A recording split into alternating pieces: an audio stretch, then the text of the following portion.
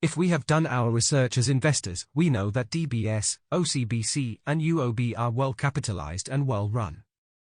The Monetary Authority of Singapore, MAS, has also put out a statement to support these facts. Their exact words were, "Singapore's banking system remains sound and resilient amid heightened volatility in global financial markets, following the recent closure of Bank Silicon Valley Bank and Signature Bank." What was even more reassuring to me was the following statement. MAS stands ready to provide liquidity through its suite of facilities to ensure that Singapore's financial system remains stable and to ensure financial markets continue to function in an orderly manner. One would think that this statement from the MAS would be enough to calm jitters.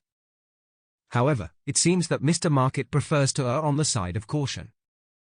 After all, when the bear emerges from its cave, none is spared.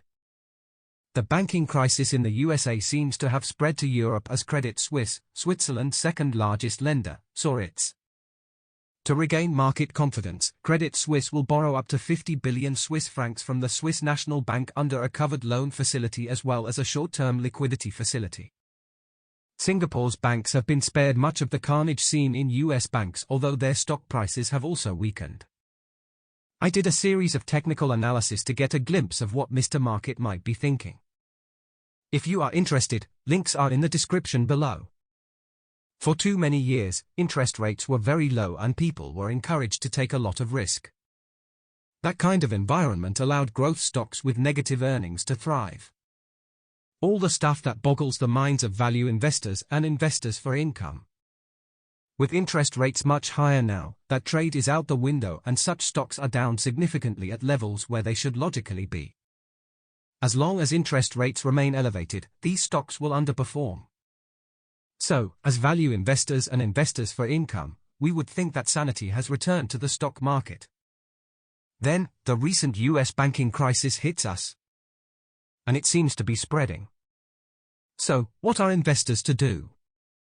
After all, investors moved their money from growth stocks to value stocks, which included the banks.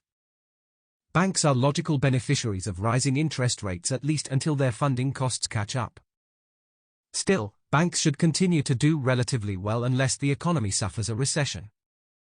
This applies to DBS, OCBC and UOB too, of course. In the long run, we can probably expect DBS, OCBC and UOB to still do well and bring home the bacon. So, investors for income should not have to worry too much, and it is safe to buy at any price, right? Well, if we want to get more value for our money, it is not wrong to wait for crazy offers from a depressed Mr. Market. Of course, we don't know when it would happen, but it will happen. It is a matter of time.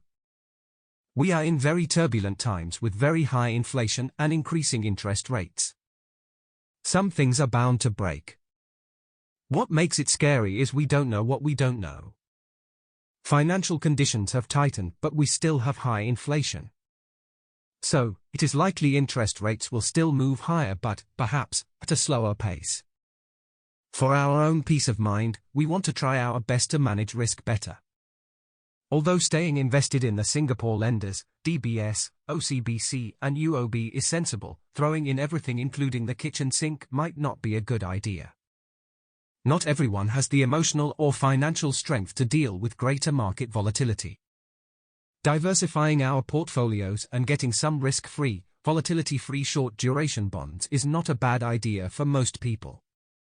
This is especially when Treasury bills have relatively attractive yields these days.